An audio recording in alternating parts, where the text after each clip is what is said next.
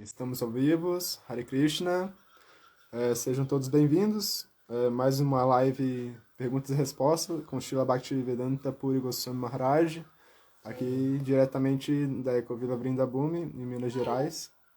Então, pessoal, quem estiver aí e puder mandar perguntas, Maharaj vai respondê-las.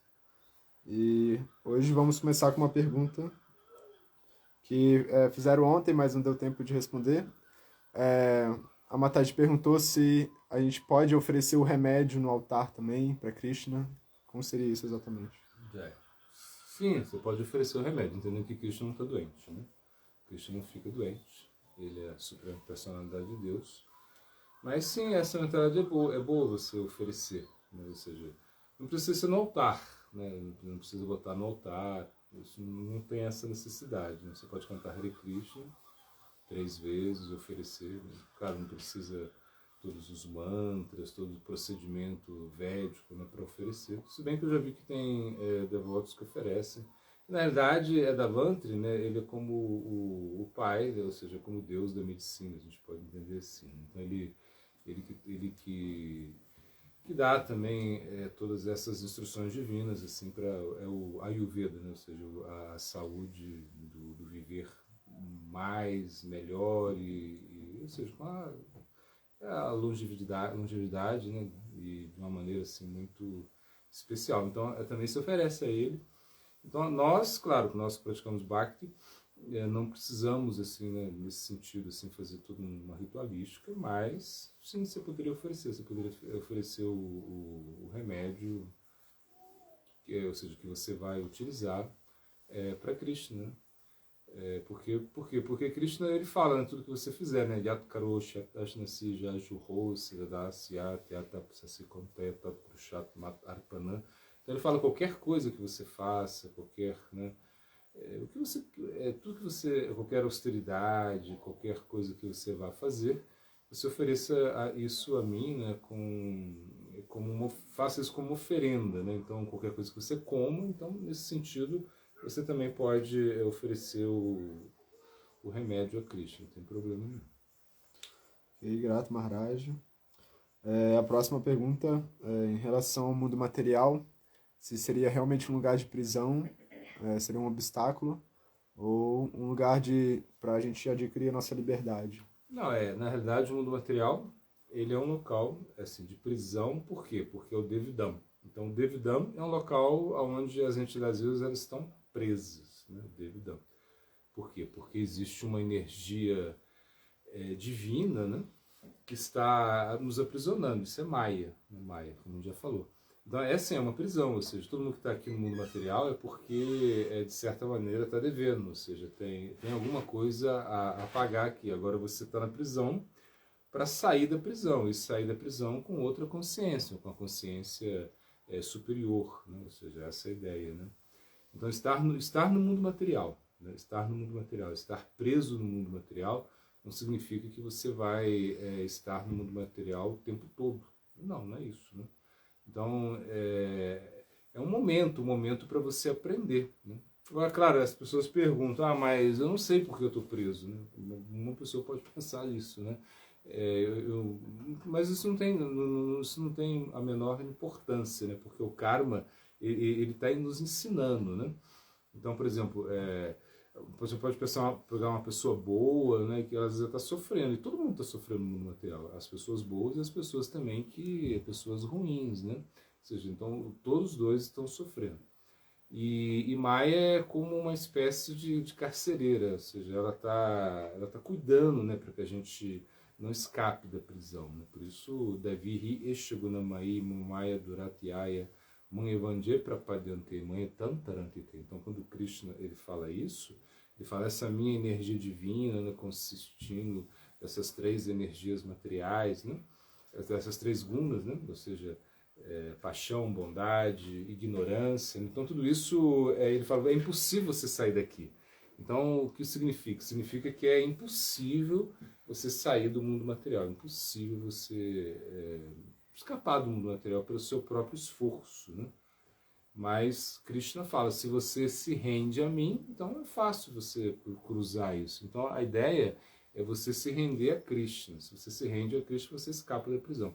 Então, nesse sentido, a prisão, estar na prisão é um bom negócio, ou seja, porque é melhor você estar na prisão, aceitar que você está pagando, né, pena, você está cumprindo pena, de certa maneira, né, que em algum momento você vai ser liberado, né? Em algum momento acabou o seu tempo de prisão, você vai embora. Então é como o karma é assim.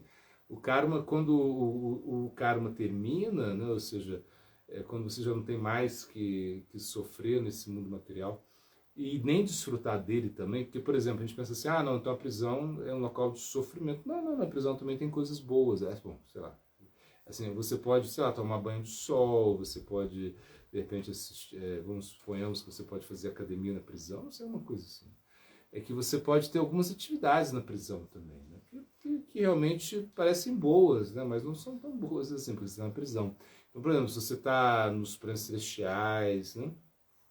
Você está numa situação assim karmática assim muito privilegiada, né? Tem boa saúde, beleza, enfim, tem tudo, tem educação, né?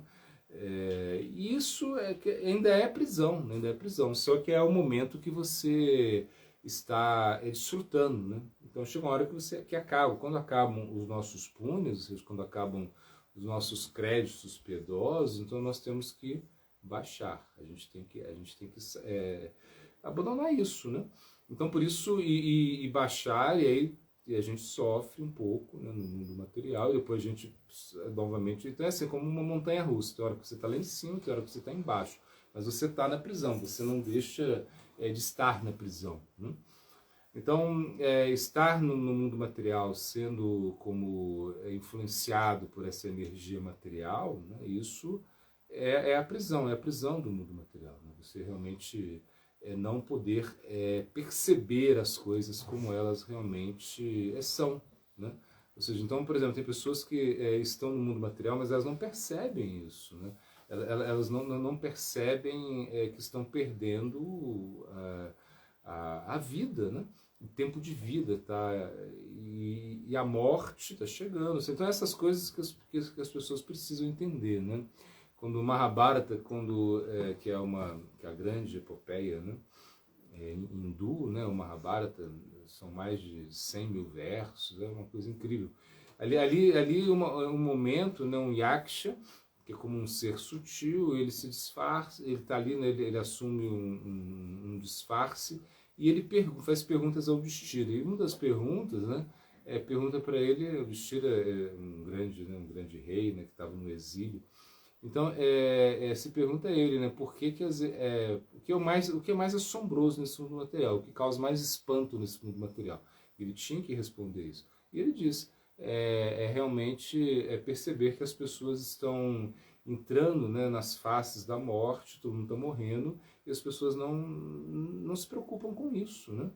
Então, é uma coisa muito séria isso, não se preocupar com a morte. Agora, claro, isso é o conceito de mundo material, né? Você está no mundo material, entende que vai ter morte, né? E você precisa lidar com isso, se preparar para isso, né? Você morre, você nasce de novo, e Krishna ele fala isso, né? Aquele que morre tem que nascer, aquele que nasce tem que morrer. Esse é o ciclo, esse é o Maya Sansara. O Maya Sansara ele roda, né? É uma roda. É o Sansara, tem hora que você está numa posição assim privilegiada, tem hora que você está numa posição assim bem desprivilegiada, mas você ainda você está no mundo material. Isso significa que você está numa certa prisão. Isso é benéfico para você? Sim, é benéfico, porque você cumprir esse tempo, né, esse tempo aprisionado, né, ter consciência do que você realmente errou, né, isso é o mais importante, né? Aceitar o karma, né? Então, por exemplo, se algo acontece na sua vida, então você entende que é o seu karma, você tinha que sofrer por isso, então você não vai ficar, porque, não, você vai ter que aceitar, né? É mais ou menos assim, o karma é uma aceitação, você aceita essa lei, a lei do karma, e o karma ele vem para te ensinar, ou seja, é uma punição? Sim, é uma punição. De certa maneira é uma punição, mas você está aprendendo com isso, né? Então, cada vez que acontece algo, né, com você acaba percebendo que isso é uma coisa muito boa. ou seja, que tudo vem para o seu benefício, que o meio ambiente está perfeito, né? Ou seja, e essa é a essência, né, de tudo do Srimad Bhagavatam, né? Que é a escritura nossa, assim, uma das escrituras mais importantes nossa, nosso Purana, né? Que o meio ambiente está perfeito, que tudo que acontece na sua vida é perfeito. Então, se você está no mundo material, se você está por um momento no mundo material, esse momento é um momento de aprendizagem, é um momento onde você precisa, né, entender que as coisas acontecem por algum motivo e você vai cada vez mais superando isso, né? Essa é a ideia. Então, estar na prisão significa uma recapacitação. Para isso é a prisão, para você aprender. Você está ali, cometeu algum crime, e o nosso crime, qual é o nosso crime, né? É a nossa independência, a gente querer fazer as coisas assim, independentemente de Cristo, de forma independente, né? Então, esse é o nosso grande crime, essa é a nossa independência. Uma independência que é falsa, né? Quando a gente quer realmente atuar de uma maneira completamente à parte de Cristo. Então, isso é a independência. E por isso nós estamos no mundo material. Uma certa rebeldia, né? Nós temos uma rebeldia com Deus, né? Ou seja, uma rebeldia com Cristo aí. E por isso existe o mundo material, para você se recuperar. E claro, vai ser onde você vai se liberar também, né? Então, se o mundo material é um local assim que a gente fala que ele é Dukhalayam, né? Ele é miserável, né? A gente entende isso, né? Que existem as misérias do mundo material, as misérias causadas, né? Pela nossa mente, né? E nosso corpo, né? Adhyatmika. Então, ou seja, isso é uma coisa assim muito, muito forte, né? Porque o seu corpo vai ficar velho, você fica doente, você abandona o corpo, né? São misérias, são as misérias que você tem que experimentar. A mente também, como a gente sempre fala, a mente, né, fazendo você sofrer, fazendo você ter uma ilusão, uma felicidade ilusória também, né? Criando expectativas, ansiedades. São misérias da mente, né? E as misérias que são causadas, né, adibálticas, as misérias que são causadas pelas outras entidades vivas, que também causam muita perturbação, né? Como a gente fala, como políticos, vírus, enfim, essas misérias realmente nos colocam em situações assim desagradáveis, né? A diádrica, né? Que é essa miséria que é causada pelos agentes da natureza material. Então isso está realmente nos pressionando muito. Isso é o mundo material, isso é a prisão do mundo material. As kleshas, as misérias, né? As misérias que estão aí. Então você está no mundo material, está sofrendo, sim. Tem alguma felicidade? Tem, claro que tem, né? Que é só sofrer. Mas se você pega ali, né? Você é sempre essa coisa. Nesse plano que a gente vive, né? Os burlocas, né? Esse plano intermediário, é sempre uma mistura aí de sofrimento com infelicidade também. Ou seja, sofrimento e felicidade, um pouco de felicidade, é sempre assim. Mas em algum momento você consegue se liberar disso. Essa é a ideia. E obrigado, Maharaj. Próxima pergunta seria relacionado à sinceridade, né? Como que a gente pode ver na prática, de fato, no processo de serviço devocional, a sinceridade, né? E como distinguir, né, do que não é?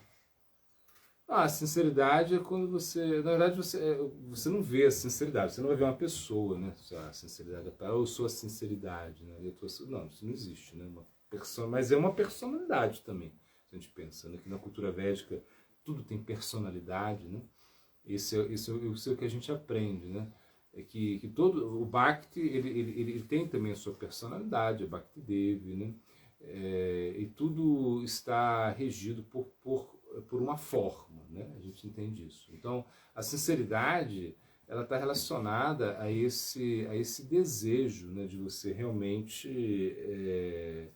vencer obstáculos. Isso é sinceridade, quando você começa a vencer os seus obstáculos. Porque, por exemplo, quando você vai ser sincero, quando você percebe, né, que você está abandonando as coisas, né, que são desfavoráveis, né, Anukulyasha Shankapaha Pratikulyasha Varjana.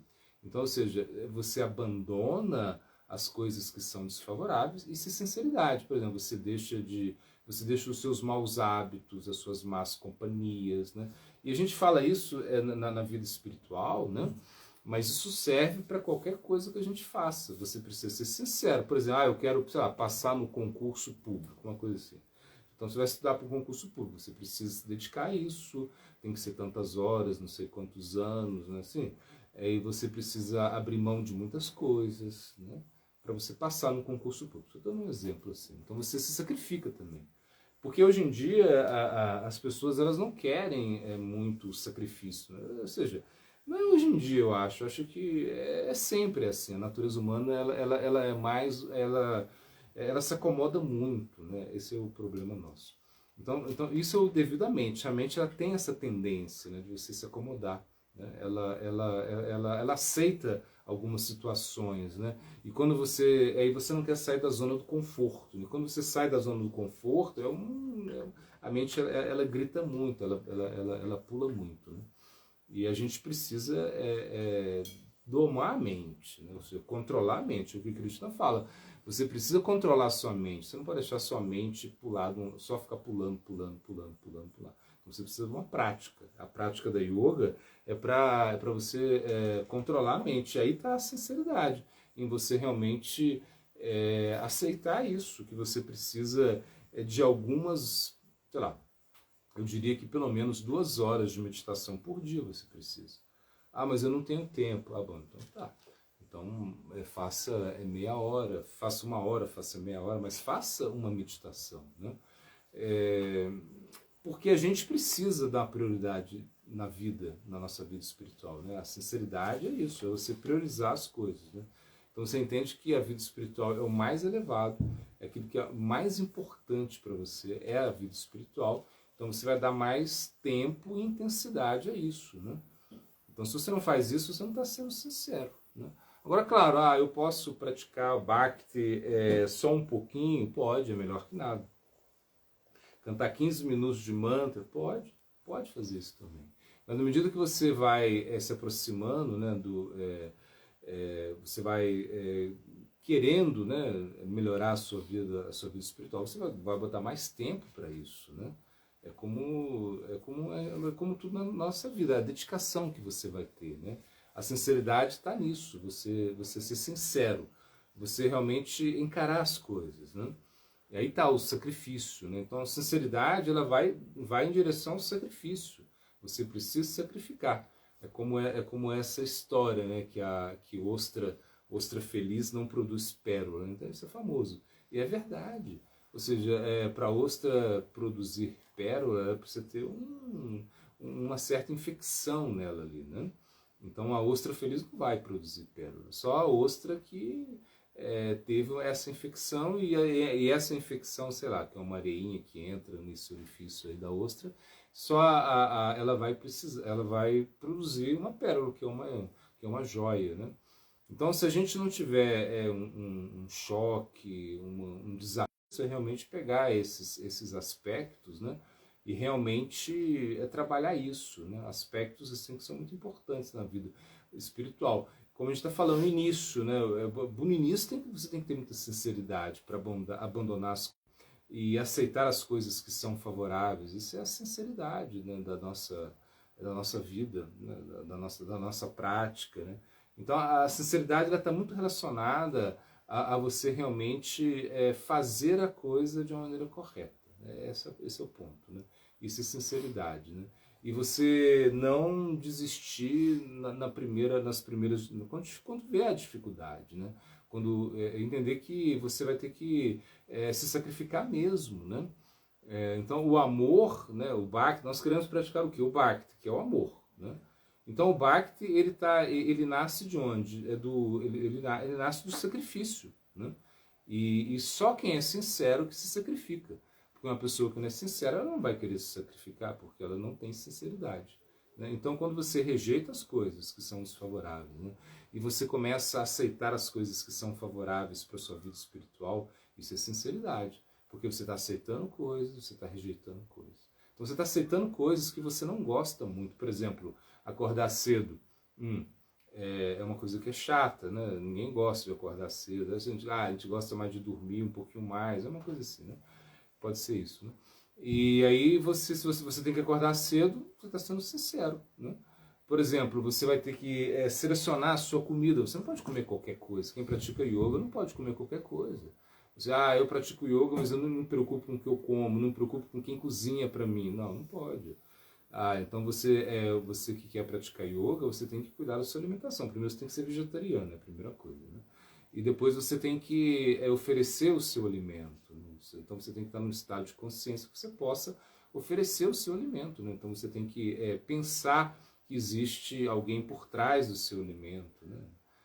Que a coisa não, ou seja, que você não está produzindo, você não está criando, não, você vai lá no mercado e comprou uma coisa, você não, isso só existe pelo poder supremo, né? Ou seja, yoga é isso, yoga é você entender que existe algo superior a você. Então por isso você quer se conectar com essa fonte. O yoga é você se conectar, é uma conexão, né? Então Bhakti Yoga é a conexão através do amor, né? Então através do amor você se conecta com algo superior, algo que realmente te traz um sentimento, né, de muita satisfação, né? Então, por isso que Krishna fala, né? Shushukankartum avyayam, né? Você realmente praticar isso, né? Com felicidade, você praticar com felicidade o Bhakti Yoga, né? O Bhakti você pratica com felicidade, ou seja, você está feliz porque você está se sacrificando, né? Então é isso. A sinceridade é você entender isso, entender que quanto mais você se sacrifica, mais você vai satisfazer o objeto do seu amor. Porque Krishna ele quer ver o quê? Ele quer ver você se sacrificando mesmo, né? Ele quer ver que você está se focando nele, né? Que você está tentando realmente uma coisa nova, né? Que você já tentou muitas vezes, né? Em muitas vidas, você tentou muito, de muitas maneiras, e você está ainda preso no mundo material, né? Então agora é o momento que você realmente chega a pensar, então eu preciso, né, de uma conexão. Então a sinceridade é quando você está chorando, né? Então esse processo, o processo do Bhakti Yoga, é muito fácil de praticar. Aí você olha assim, tá cantando, tá cantando, cantar é algo muito fácil, ele está, né, oferecendo alimento para Deus, isso é bem fácil. Parece uma coisa muito fácil, muito simples, não é nem muito esotérica, né? Isso é uma coisa muito simples. Então você está cantando, está oferecendo alimento, você escuta, por escutar uma aula, sei lá, isso já é praticar Bhakti, né? Shrava, né? Escutar. Então, por você escutar, você já está praticando. Para você cantar, você também já está praticando. Então, é muito fácil fazer isso, né? Bom, de certa maneira é. Só que você precisa ter sinceridade. E a sinceridade está em você querer satisfazer o objeto do seu amor. Isso é a sinceridade, né? Grato, Maharaj. A próxima pergunta no capítulo 4 da Bhagavad Gita, Krishna instrui Arjuna que ele deveria procurar um mestre espiritual, né, para receber instruções. Mas a gente não tem o nosso mestre interior. Como é que seria essa... Sim, esse capítulo, no capítulo 4, Krishna fala Tadvidi pranipatena pripashena sevaya upadikshanti te jnana grinastat darshanahai. Então Krishna fala, ele fala, se aproxime do mestre espiritual, né? Faça perguntas, né? Faça perguntas, também preste algum serviço, entenda que você está se aproximando da agência divina, ou seja, ele está representando, né, o plano superior. Então isso é o que Krishna fala.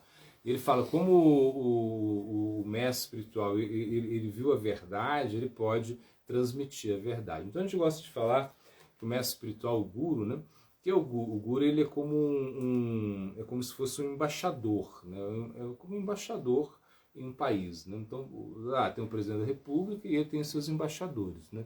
Então ele coloca um embaixador, sei lá, em algum país, e esse embaixador ele representa, né, o Brasil no exterior, é uma coisa assim. Então é a mesma coisa, o guru ele representa Krishna, né? Ele como é um delegado de Krishna, ele tem uma função, e a função dele é o quê? É entregar Krishna, entregar uma consciência superior, essa é a função do guru, né? Só que essa relação também entra o discípulo, ou seja, a pessoa que quer aprender, a pessoa que quer o conhecimento superior também. Então aí existe uma relação assim muito íntima entre o guru e o discípulo, íntima no sentido onde eles estão buscando, né, um bem supremo, todos os dois, né? Ou seja, o guru por transmitir o conhecimento, o discípulo por receber esse conhecimento. Então os dois eles têm uma relação assim muito especial, né? Então quando a gente pensa assim, né, então tá, e também tem, né, Antarayami, né, que é o Deus interno. Então você tem um Deus interno, só que a gente não consegue muito perceber isso, né? O Kata Upanishad, parece, um dos Upanishads, um dos escritos, ele dá esse exemplo que é muito bom. É que como existem dois pássaros num galho de uma árvore, né, e um pássaro ele come, né, as frutas, né? Ele está comendo uma fruta, né? Isso.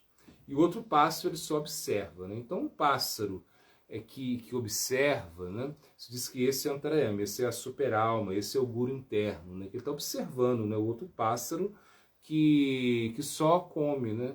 E o pássaro que come é a Atma, é a alma, é o ser vivo, é a entidade viva. Então, no mundo material, nós estamos pegando coisas, desfrutando de coisas, realizando muitas atividades. Isso significa o pássaro que come, né? Então, como ele está muito absorto na fruta, né? Ou seja, aqui a gente fala nessa analogia, né? Nos objetos do sentido. Então, como a entidade viva ela está muito absorta nos objetos dos sentidos, ela não consegue, né, olhar para a super-alma.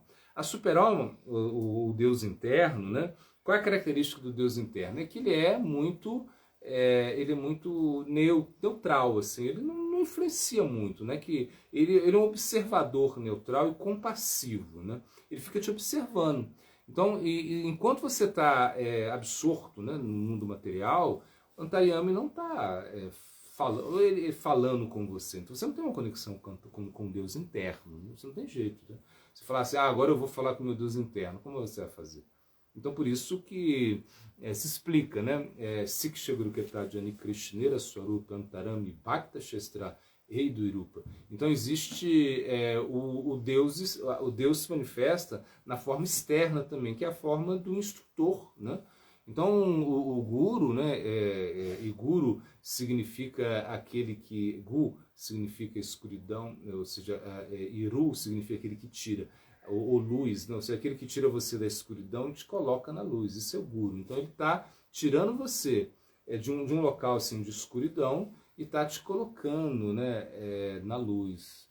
Então, de certa maneira, nós não somos, né, capazes de enxergar com os nossos próprios olhos, essa é a verdade. Então a gente precisa de ajuda. Seria muito fácil se a gente pudesse só perceber a super-alma, o Deus interno, porque realmente essa coisa de guru é muito chato. Você tem um guru que vai te instruir, que vai te corrigir, né? É como um teste para o ego, mas só que você tem que ter isso. Só que a mente não gosta disso, ainda mais hoje em dia, ninguém quer se submeter, ainda mais a nossa cultura, né? A cultura assim, muito rebelde. A gente não quer ter essa coisa. Seria melhor tirar o guru, mas a cultura védica, o guru é uma função muito importante, né? Então, por isso, como a gente não consegue, né, ajuda interna, porque, claro, em alguns momentos a gente até consegue seguir a voz interna, né? É uma voz que te leva, né, a realizar algumas atividades assim, muito importantes na sua vida em algum momento, né? Às vezes acontece. Às vezes em sonho você consegue perceber isso, às vezes em uma situação assim de muita aflição, alguma coisa falou com você e você, tá, é por aí que eu vou, né? Mas só que no dia a dia, ou seja, para o seu treinamento, você não vai ter essa conexão assim direta com Deus, assim, ou seja, no sentido, você precisa de uma pessoa que te ajude, ou das escrituras, você precisa de pessoas que são mais avançadas do que você, para que você possa também crescer na vida espiritual. Assim, mas Paramatma está ali. Então, por exemplo, e está também nos animais, né? Ou seja, tem coisas que você realmente incrível, né? Por exemplo, o rinoceronte, né? Dizem que o rinoceronte, quando ele, a mamãe rinoceronte, né? Quando ela tem o seu filhinho ali, né? ele nasce, né? E ele diz que ele nasce e já sai correndo, assim, né? Ele não fica lá esperando, né? Ele sai, e a mãe... Por quê? Porque o primeiro... a primeira coisa que vem na mente da mãe rinoceronte é lamber o rinoceronte. Mas só que a pele dele é tão fininha, no momento que ele nasce, né? E a língua do rinoceronte é tão áspera, que isso seria como a morte do bebê, né? Só quando ele sai, aí passou alguns segundos, sei lá, algum minuto, assim, uma coisa assim, ele já... assim se explica, né? E quem ensina isso pro rinoceronte? Não tem ninguém que ensina isso. É uma coisa que ele já... é paramátma. Ou seja, isso é uma coisa que está ali, né? A gente pode falar, eles falam que é um instinto, sim, mas o que é um instinto? O instinto é paramátma. Paramátma tem ali, né? Então a gente tem assim também isso também. O ser humano tem, né? A influência assim, de paramátma na vida. Tem, claro que tem. Mas só que não é uma coisa assim muito clara, né? Paramatma te mostrando as coisas assim, como devem ser feitas, Paramatma falando para você, ó, canta melhor, né? Pronuncia melhor, né? Siga essa dieta. Não, Paramatma não vai falar isso, né? Ou seja, agora nas escrituras, quando você pega o Shastra, o Bhagavad Gita, o Bhakti Shastra, ali existem instruções, e isso são instruções assim, divinas também, né? Ou seja, o Bhagavad Gita, por exemplo, é Krishna falando mesmo, ele falou ali, são 700 versos, né? Em um momento assim de muita emoção, imagina, era um momento antes da guerra, né? Krishna vai e fala para o seu discípulo, são 700 versos ali que Bhagavad Gita significa canção do Senhor. Então ele está cantando, né? 700 versos, né? E mais ou menos 45 minutos, uma coisa assim. E ali instruções assim, muito importantes que são para nós também, ou seja, né, que ali estava Arjuna, que era o seu discípulo, né, seu amigo, né, melhor dizendo, e que também estava atuando no papel de discípulo, mas essas instruções elas servem muito mais para a gente do que para Arjuna mesmo. Então, Krishna, ele fala com você através das escrituras e através também do agente divino. E ele fala para você diretamente? Fala através desse aspecto do Deus divino, né? Porque é como se fosse uma influência, é como se fosse Krishna, ele te influenciando, né? É como Paramatma é como um radar, assim, é como uma coisa assim que está chegando em você e você começa a perceber isso, né? Você começa a perceber coisas que você, sabe, você começa a sentir coisas que você não sentia e você começa a modificar os seus hábitos, é uma inspiração divina. Então, no início, pode ser que Paramatma fale mais com você. Você tem alguma inspiração interna, né? Mas é só uma inspiração, você não consegue uma interação. Então, como a gente não consegue perceber muito Paramatma, Krishna ele se manifesta como guru externo, né? E que, na realidade, essa recebe duas ajudas. Então, pela misericórdia do guru interno, você recebe, né, o guru externo, o professor externo, né? E ajuda externa, e essa ajuda está sempre vindo para a gente. Né? Grato, Maharaj. A próxima questão é referente à opinião do senhor em relação à escola tradicional, né, a educação tradicional atual, e o Gurukula, da cultura védica. Védica, né? Foi tentado... você tentar implementar isso no Ocidente não deu muito certo, né? Inclusive na Índia eu não sei até que ponto dá certo isso, né? Eu acho que é algo assim bem difícil hoje em dia, né? E naquela época, nos tempos védicos, né, era bem mais fácil. Por quê? Porque as pessoas viviam em vilas, né? Eram vilas, assim, como, né? As pessoas, o guru ele não se deslocava, né? O guru ele era casado, ele era grihasta, né? Então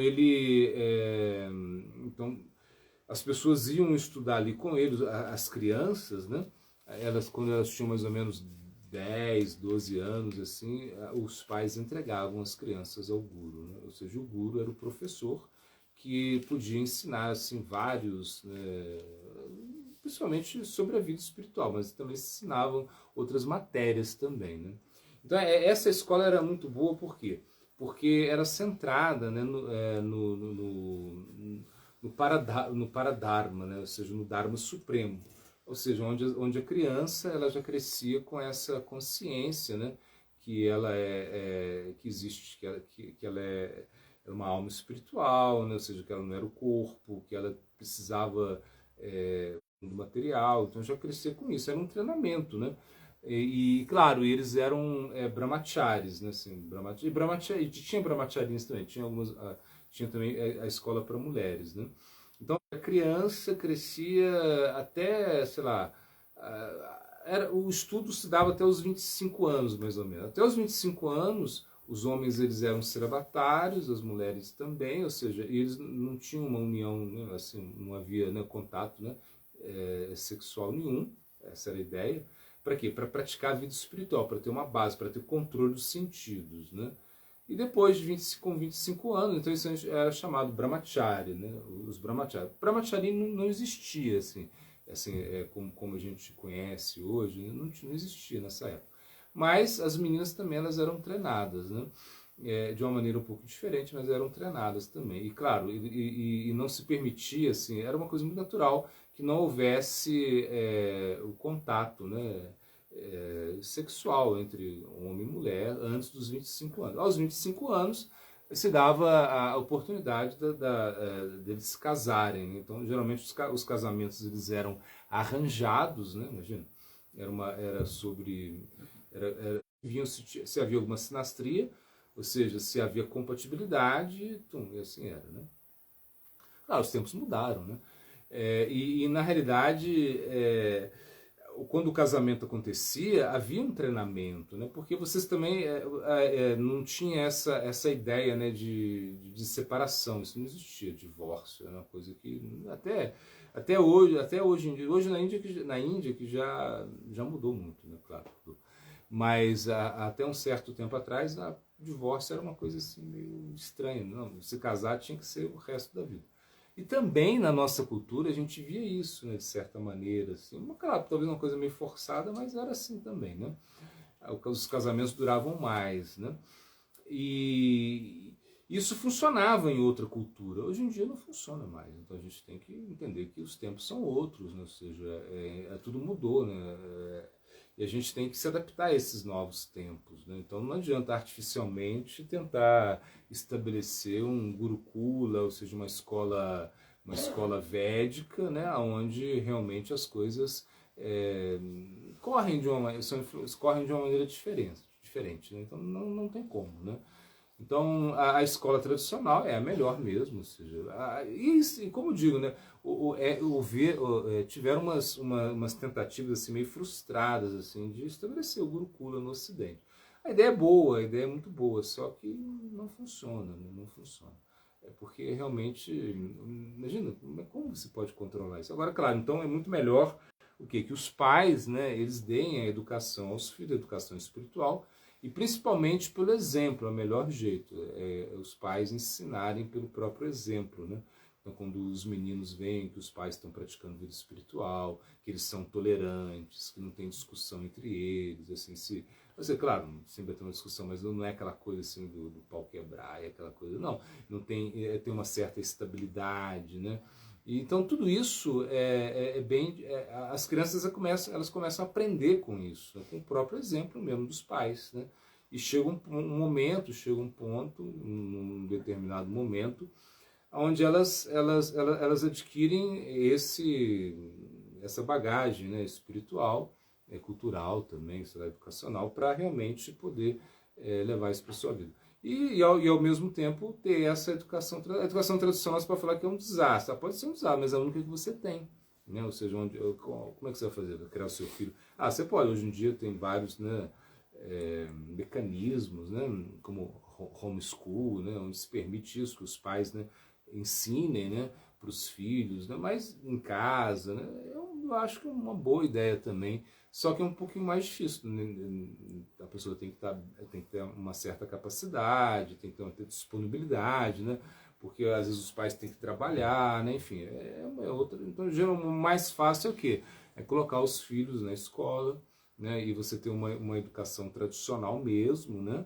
E você dá o suporte em casa. Em casa você, o Bhagavad Gita, a criança aprende o Bhagavad Gita, ela aprende o Bhagavad, ela aprende a cantar japa, ela aprende a adorar a deidade. Então ela tem uma educação também complementar, né?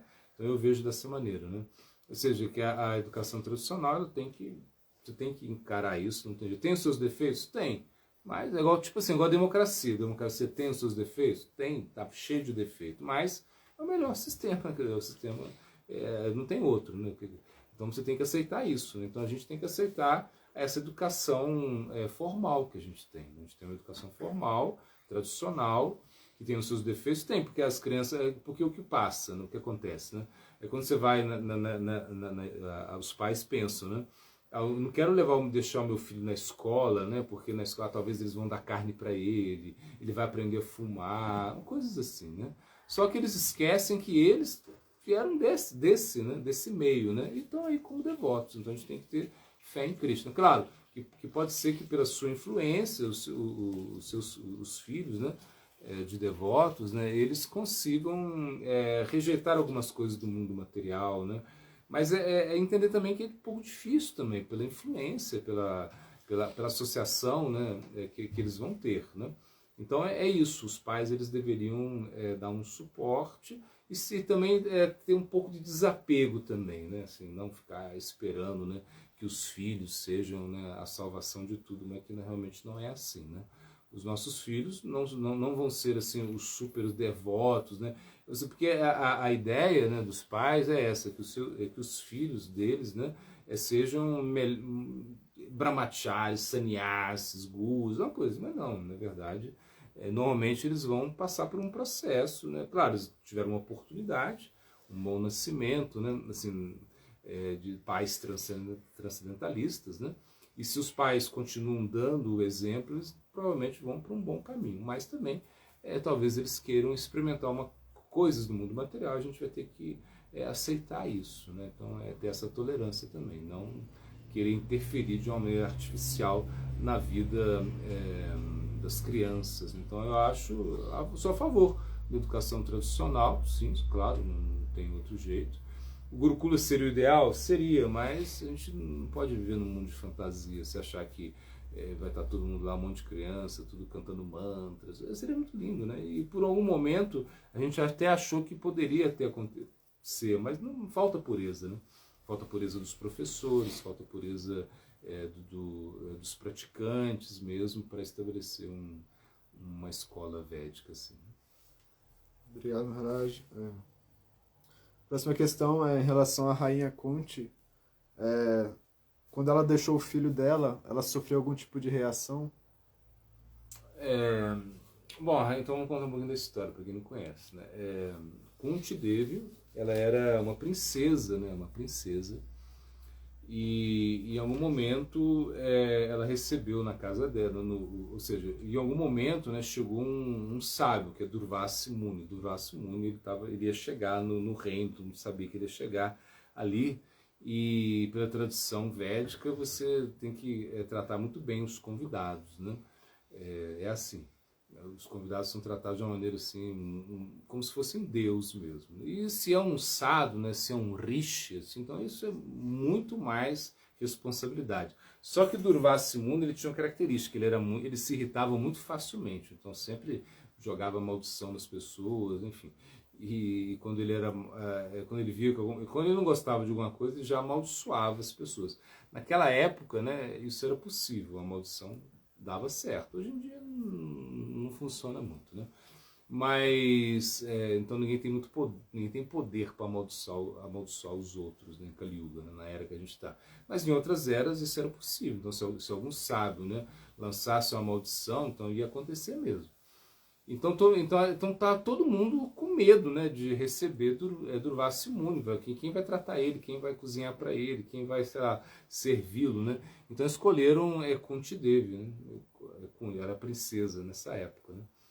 E aí ela foi e ela cuidou dele, assim, ela cuidou muito bem dele, muito bem dele. Só que chegou um momento, no final, né, ele falou assim, eu fiquei muito feliz com o seu atendimento, você me serviu de uma maneira muito incrível, né, você é uma pessoa muito especial, eu vou te dar um mantra, né, porque ele era muito poderoso, te dar um mantra, e esse mantra você vai ter o poder de invocar qualquer semideus que você queira.